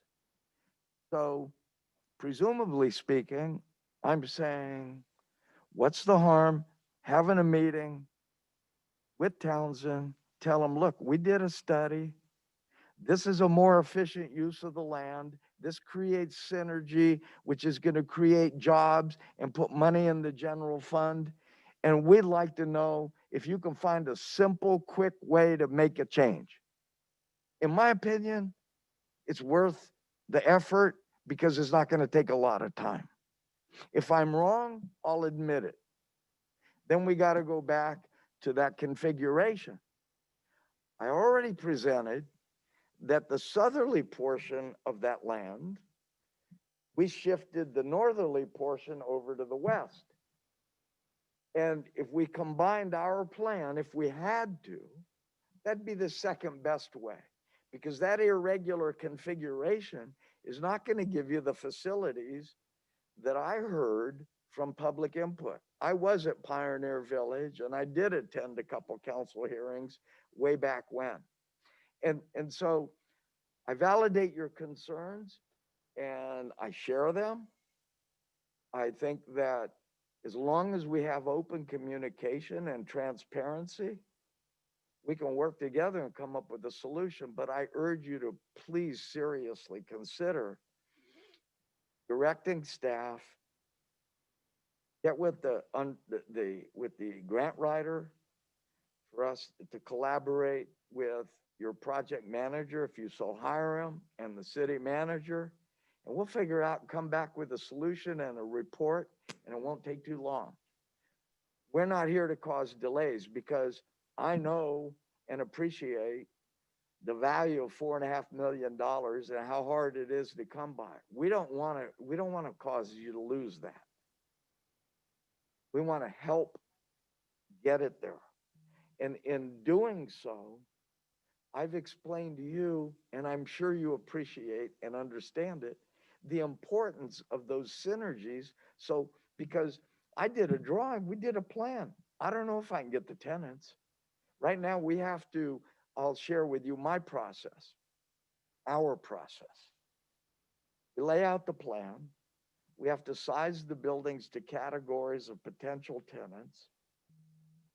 We want to show and need to show that park because in the lifestyle of this ethnicity, the park, sports, and the way the days are spent include the park. The park is as important to the center as the center will be to the park.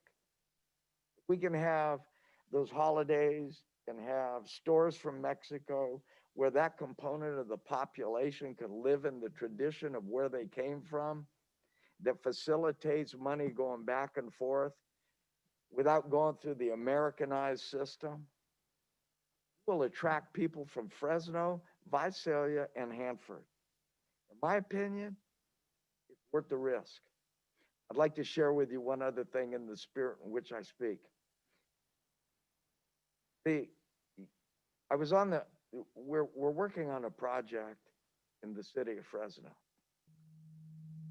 And the city manager said, we can't do this.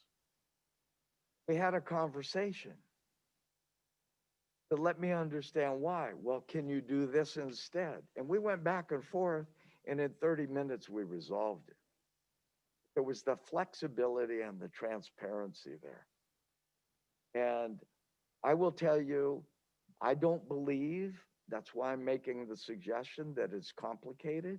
I do believe the issue deserves research because that system of points and everything was to get the money. Now that you have the money, can you go back with a viable, honest justification for, hey, we discovered something, we can get more soccer fields and we can do this and we can do that better. Hey, from my experience in doing this for as long as I have, I believe you're gonna get the approval. And in the contract, it says that you will not change the scope of the project. The scope is defined, and I'm trying to be informative now in hopes of garnering your confidence. But the scope, the grant scope, means the items listed in the grant scope / cost estimate. Well, as long as we facilitate and provide everything in that cost estimate, they don't care if you put it this way or that way. And in my interpretation, that includes shifting the land a little bit. We need to find out, and it won't take long, I promise. Mr. Trujillo, it sounds like you have a comment or a question, sir. Yes, I do. Mr. Mayor, in regards to, I was actually, I heard something you said, we got together, the grant writer, the project manager. Mr. Mayor, how much time are we looking at if we, and I say this because you have staff in front of you, if we did, come to some kind of consensus that we had our staff look into this and see, what, get our grant writer and tell us if it would work. I would ask the city manager to weigh in on that since we have staff here. Yeah. Thank you, Mr. Mayor, council members. Michael and I have talked about this, and Michael, I think you had some thoughts on timing to assess. If council wants us to assess the impacts, we'd want to look at the impacts to budget, the timeline, the state grant, and the county. So those are things we would need to assess. It certainly would assist us in that process to move forward with a project manager. I'm pleased to hear Mr. Tutelian agree to that being an asset. Mike, timing wise? Yeah, I just want to make it understood. I would probably think about 2 weeks only because the state is furloughing a lot from the state parks. It's not the previous when I talked to the project officer before, you'd be very quick. Now it does take a day or two to call back just because they're out of office. So if you would allow 2 weeks, I think our goal would be is to develop a timeline, what the county and state could give us, and then come back to council. If we get it quicker, I think we could call a special meeting. But I think within Okay. 2 weeks, if we could get a timeline, if they would accept the proposals and the changes, But then we would have to hire veneer now, right? that would sure be, I mean, that would be a blessing. Thank you. I mean, I'm just in conversation with all of us here. I want to make, So that Okay, would go. bring us back on February 16th with a staff report on all those impacts. And just to be clear, I wanted to address a couple of things that were mentioned earlier. I came on board in October 2018, and this was one of the first big projects that, there were a handful of big projects that have been on the books for the city of Selma for many, many years. And we did an MOU early on in that in order to be transparent, to continue to work together. I think agreements are a great way to outline a partnership and to be transparent and have clarity. So in that spirit, this is why we're here today, to work together, to come up and evaluate options for what is best for the city of Selma. So Yeah, if I could say- Mr. Mayor, and because I've been listening, I've been hearing, and I do think that I think having our project manager would help us for this project, but at the same time, it would give the necessities of the grant, or asking the grant writer get us to figure out what to answer the questions that, that both parties have, which is us, the city, and the developer. Um, you were asking for some kind of consensus, but at the same time, you guys all can weigh in, but I would be for giving it some time. But if we could come down to some time and then, So you'd be for, answer. Councilman, you'd be, if I'm understanding you correctly, you'd be for giving it consideration to the staff and to the grant writer and to the project manager, which is the next item on Yeah. the agenda, a professional working on the project, kind of taking it from here. If we vote to, approve that. Yeah. Working with Yes. Mr. Titalian's group and getting from the DPR what kind of effect changing the lot line, doing a lot line adjustment would have on the park. Was that what I'm hearing? Yeah, yes, and because I'm asking the questions, why didn't we get this and that? Because I feel that we still want to be transparent and ask. I was at the city council meetings when, I may have gotten the wrong dates, but I still was at the city council meeting when we approved the MOU. But I'm not shedding my eyes. This project has to happen for our community, and I believe that. I believe that the community of Selma and developers need to work together. And I think that, even if we drop the ball 5 times, we're going to still pick it back up and work with everybody. And I believe that I would love for us to move to the next decision making, so we can move to giving the grant writer and our project manager the ability to set a date so we could come back and move fast on this project. I think that makes a lot of sense to make sure that the project we're at the stage where we do need to get going and we need to have the most efficient plan possible. And I think that's what we're all looking for. And I think that's what we all want. And if we can do it in as expeditious as possible a time frame, I think that, fulfills our duty as a council to make sure that we go forward with the right project manager and the right plan to get this park done which the citizens have said is their number one priority right now. We need this park. if I could, I just want to make sure I don't oppose the 2 week or 3 weeks. I'm just giving you the facts presented to us by our project officer. So, when I talked about the community fact finder moving, that's what I've been told by our project officer in the office. So, I think it's my job just to relay what's been told to me. I think 2 weeks or 3 weeks, if at the most, we would go back and get a timeline. Why don't we put a deadline on? Let's make it 2 Yeah. weeks, no matter what. We need, Yes. we do have to get going on this. 2 weeks to get that's enough time, right? To run it by DPR with Townsend to make sure, and then we get something back. in Yeah, if we writing could from meet next DPR, week and then, what that will affect. correct. Okay. Yeah. Then if we could do it in 2 weeks and we can go forward rather than making a mistake, and maybe they'll come back and say you do have to do the fact finder, then we'll move on, and then we'll have conceivably a project manager after our next agenda, and we can move on and maybe still even, of course, work with the developer on a a different plan, but something that can be agreed on by both. But at this point, this is the plan we have in front of us. It should be something that they can take a look at and let us know what the ramifications are and whether that's doable within the time frame without unnecessary delay that could jeopardize the funding. I'm hearing consensus from Councilman Trujillo. Councilmember Mendoza Navarro, are you in consent on that? Okay. I have one last comment, if I may. Excuse me, sir. Just one more. Mayor Pro Tem Cho, Yes. are you in consensus? I Okay. think we need to focus, like I say, that the park is our main goal, okay? And whatever, we need to do it. Like outside developers, and I mean, that's all good for the city, but I think our main goal is the park, and I think we need to focus on that. Councilmember Guerra, are you in consensus on that? Okay, and I'm in consensus, so that's a consensus to bring this back for staff to review. Mr. Titelian, do you have any concluding remarks? Yeah, Mr. Trujillo and Councilmember Martinez,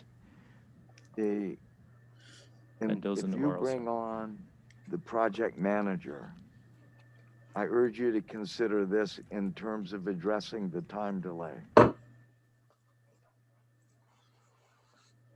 They're going to have things that they need to do to get acclimated to the project that are not necessarily directly relevant to the project configuration. And whatever amount of time this takes, and if 2 weeks is the consensus, then it's 2 weeks. I do have a concern if the state shuts down and there's COVID and the phones go out and everything else that can go wrong. But that notwithstanding, I just want you to be confident that this process will not slow down the process that your project manager needs to initially engage anyway. So with that, you have my commitment to support and to meet with them and to meet with Townsend, to meet with your project manager and to meet with the city manager and to work and get this done. Thank you. Thank you. With that, that concludes our presentation. Thank you, Mr. Titelian. Thank you to the Farneys for joining us today. Appreciate having you here. And we will, is everybody ready for a break as they? Yep. Oh, absolutely. Community input. My apologies. I do believe we have people on the line that want to comment. Please use *9 to raise your virtual hand so I can know to call on you. Or if you are on Zoom, please just raise your virtual hand so that I can know to call on you. I do believe I had Mr. Hoyt that wanted to make a comment.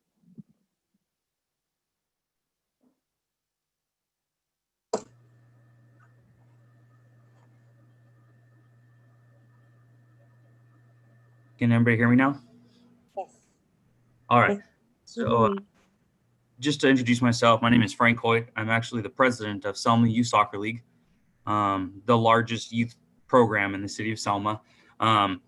That's not putting any other youth program down. I'm here for the community like anybody else is and for the kids. One of the things that I went to all of the meetings with Mike Kirchner at the Pioneer Village in the park, and the one thing that they all talked about was green space. That was their biggest thing, was green space, green space. And I don't particularly care where the park goes, honestly, and how you guys do it. I trust you guys fully on making that decision. But just being with the 756 kids in my program that I had, we just need green space. The way the developer presented it with the soccer fields and stuff, keep in mind, please don't make a drawing of soccer fields. To be honest with you, I've never talked to the developer. I've seen him once, but he's never called me. I don't know how he got my numbers or anything with the amount of kids, but also sizing of soccer fields is difficult. And that's why we ask just for green space. We start with the age of 2 all the way to the age of 19. So with him showing the 5 soccer fields on there, it's kind of, I know it's slightly irrelevant, but we just want green space. His numbers on how many games you can do in a day is incorrect also. If you guys don't know, we play in cohorts with Fowler Youth Soccer League and also Kingsburg, since we all try to be involved with each other. So we're the largest with 750 something. Fowler has around 500 and Kingsburg has around 300. So when you look at it, I have over 60 teams on just alone, and with them two combined, they have about 60 teams. So if you guys didn't know, we currently play at Abraham Lincoln Middle School, and we currently have 10 fields out there, and we start playing at 8 a.m. and we don't finish till 3 p.m. with 10 fields running at a time. So I get that we won't most likely be able to fit 10 fields at this new park, but we just want green space, flat green space with bathrooms. Hey, a snack bar would be a perk, but I mean, that's in our eyes, kids, when we went to all these meetings at Pioneer Village, and when I met with Scott out there, I was one of the gentlemen in the picture with the writer that helped us do the grant, or the lady with the grant. It just was an eye-opening of how big a 28 acres is and how much green space you can get. That was the number one thing at every single one of those meetings, was just green space. Soccer, football, we're the two people that just get pushed to the side, to be honest with you. There's not enough space in the city of Selma for us. With Schaefer Park being the last park that the city built, we just need this park. I mean, I don't care where it's at, and if it's going to delay stuff, well, then leave it where it's at. These kids need somewhere to go. With COVID and everything locked down, you know how nice it'd be to take your kid out there and just kick a soccer ball around. There's a lot of the demographics that he kept talking about, the Latinos in the city of Selma. We have a lot of apartments, and if we can get green space for these kids, we can get these kids outside. We're having problems with obesity and kids just playing video games. I want to get them outside and moving. So that was my take on everything with him. And don't get me wrong, he seems like a nice guy. I've never talked with him, and I just trying to be the best for this community and get what these kids need. And it's open space to do what they would like. All right. Frank, or Mr. Hoyt, maybe we could facilitate some sort of communication with the developer. Want to communicate with Mr. Hoyt in the future as the director of youth soccer in Selma? Yes, Mr. Hoyt, thank you for your commentary. As I indicated, it was done on what little information we had. That can be green space, and I would welcome your phone call.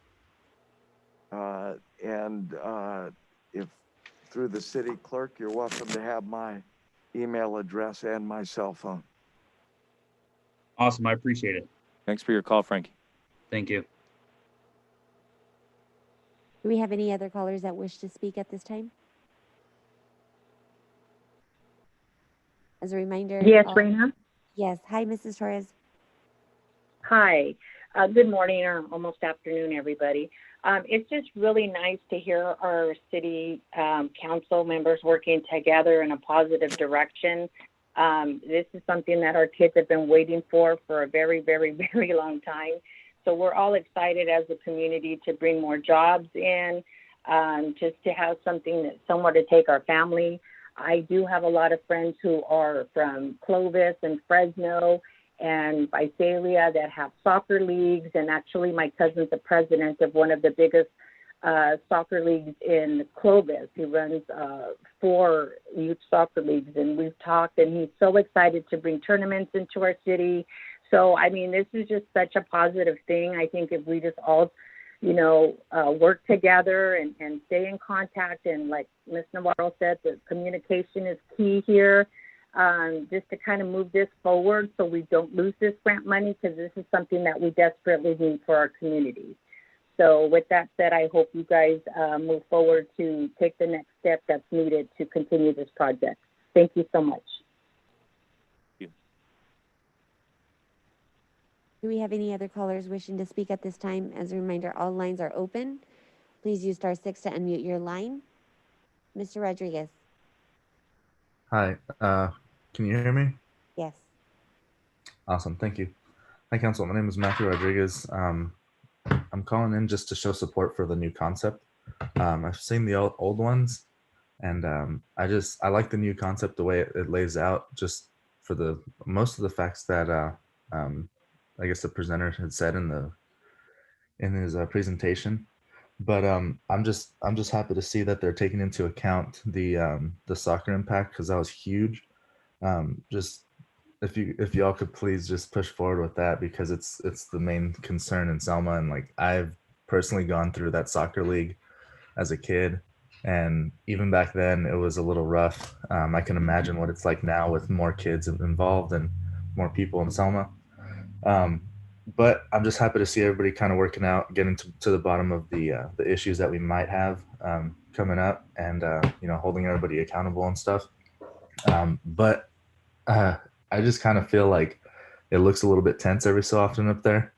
I'd like to see people ask questions with a forward thought, and that's really about it. Thanks very much. There seems to be no other callers wishing to speak at this time, Mayor. Okay, with that, we'll bring this back and we will take a 5-minute break, and we'll be back at 11 to discuss the third item on the agenda today. Thank you.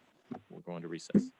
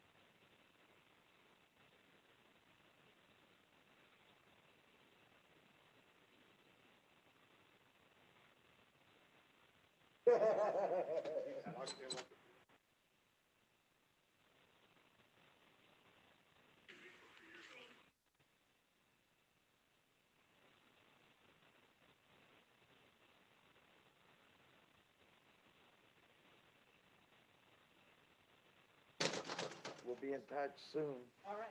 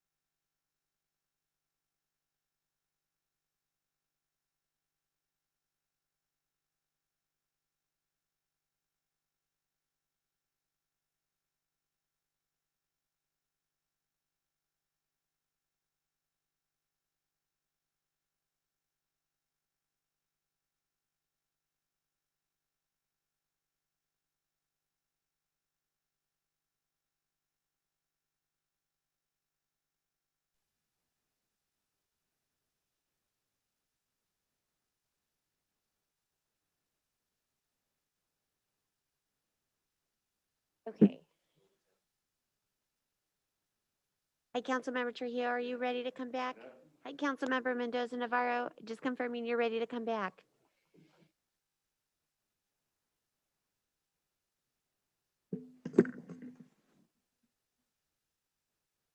Give it about 30 seconds for Councilmember Mendoza Navarro.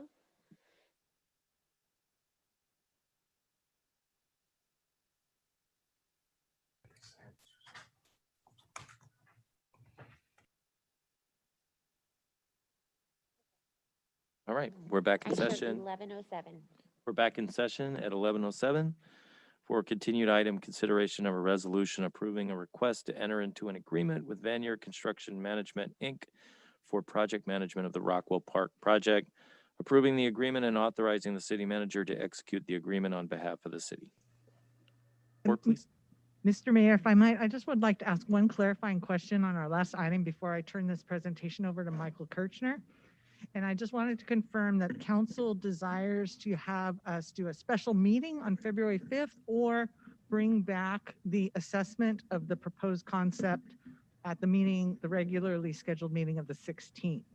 If we do that due diligence for the next 2 weeks, we would have a staff report to you the following week for the regularly scheduled meeting on the 16th. Or I just wanted to confirm, did you want a special meeting? Well, I thought the idea was whenever it's done, if it's done before the 16th, we get together before the 16th. Okay, I just wanted to confirm that. To designate, is that what council agrees to as soon as possible? Or is it feasible to wait until the 16th to discuss this? Mike Kirchner, Look at my Parks and calendar. Community Services Director. Kirchner. 2 weeks, today is the 5th. I think for time-wise, it'd be nice if we could have everything by the 5th and have a special meeting the following week. That would be nice. If I needed a couple of days to get the answers 8th and 9th, then maybe wait till the 16th. But my point is, if we get the answers ahead of time. So if we're ready by the prefer to move 5th, we should forward meet the 5th brief for a meeting only covering that at this point. That's what we would be looking at, right? A special meeting just to discuss the effect of what we heard today on the park and moving forward and the moving forward. I mean, it'll also be a meeting on actually moving forward from here with the plans that we're going forward with, if we're going to move forward with a project manager today. And the response from the county and the state to update you. If we learn by the 5th, we should have a meeting on the 5th. If we don't, then we should do it the 16th. Is council good with that? Yes. I'm not available on the 5th. Oh, okay. I'm out of town. Okay. So it can't be the 5th. 8th. It could be the 8th. So how about, okay, the 8th if we know? Okay. Thank you. Morning meeting, 9 o'clock? 9 okay for everybody? Okay. On the 8th, 9 o'clock? Yes? Yeah. Okay, thank you. Thank you. So it'll either be that or the 16th if we don't have everything in time. Thank you. And you'll just keep us posted as the progress, right? Okay. Yes. Okay. Hey, Michael? Mayor Robinson, members of the City Council, within my presentation, we talked about the park project management funding. On October 5th, as I mentioned, we did bring before council, we went out to request for proposals for a park management firm. We received 5 bids. From those 5 bids, city manager, assistant city manager, and myself interviewed 3 firms. Based on the references, experience, as I mentioned, Vanier has been recommended. The proposal would include infrastructure, pre-design, design, construction bids, and construction. In addition, with what just happened a few minutes ago, could provide great assistance if we were to do some transferring of, from one portion of the property to the other portion. They could provide a lot of good assistance for that also. In addition, they could help with future development, as mentioned. We suspect, based on from the county's point of view and what we've heard, that the park is a kickstart in that area. The county is very excited in our negotiations because they feel like the rest of their property is going to be on the market for, they've had it for quite some time. With that said, Veneer is on the phone. I do want to make sure you know this would come from the Community Park Development Fund, which is paid by when you do construction of houses and some commercial. Our balance is $752,976.55. So there is sufficient funds to cover this proposal. Again, this service amount is locked in. If Veneer is under budget, then the city savings is applied back to the city, which is a nice contribution back to us. So if there's any question, I do know both Ray and Jerry are on the phone here from Veneer to answer any questions also. Would any of this, Roy, I'm sorry. would any of this be covered under the grant? We were recommending not to have any portions that's covered in the grant because they like to see, they understand the purpose of this. You know, city really is starting to do a park project. It's just with the state and the way these grant funds work, like a community park, they want to see water parks, soccer fields. They want to see the kind of the amenities and into the park. Understanding this is physical attributes of the park, not a bunch we're of not the only city that professionals we're making not the only money. city that would be doing a park manager for this grant, but they're doing the same thing we are. You just find a second funding source for it. But you're saying there's a second funding source that's more than adequate to cover the costs of Veneer. Correct, and we will, and we still have the TOT for capital improvement. Wouldn't even have to dig into that. Also, our goal is TOT and any other park note fund, and is the infrastructure obviously from the point of contact to the park will be discussed once we dig into this also. But we have the funds to cover this. Does council have any questions at this point for Mr. Kirschner or for the folks from Banner? Okay, with that, we'll bring it back to the council. And is there any input from the public?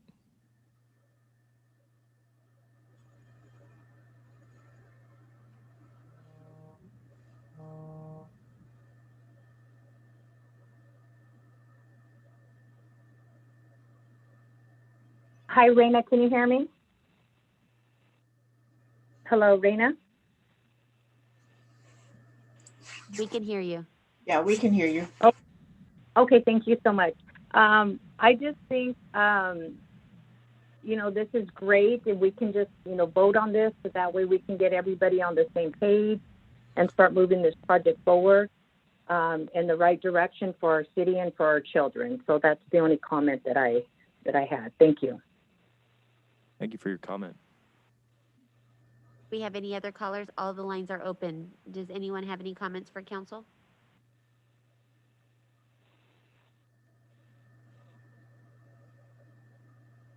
There are no comments, Mayor.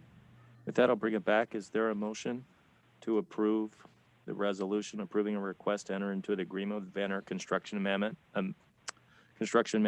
on the Rockwell Park project? I'll make the motion.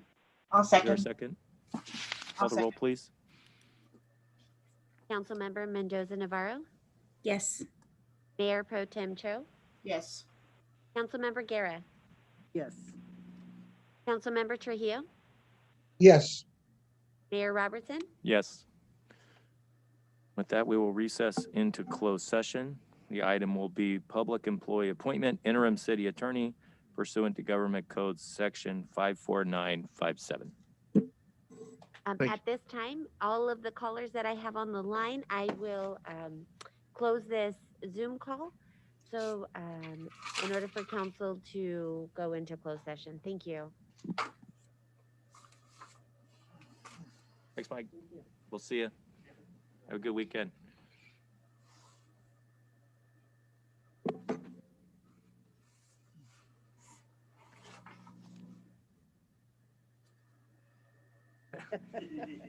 Bye, Chief. Have a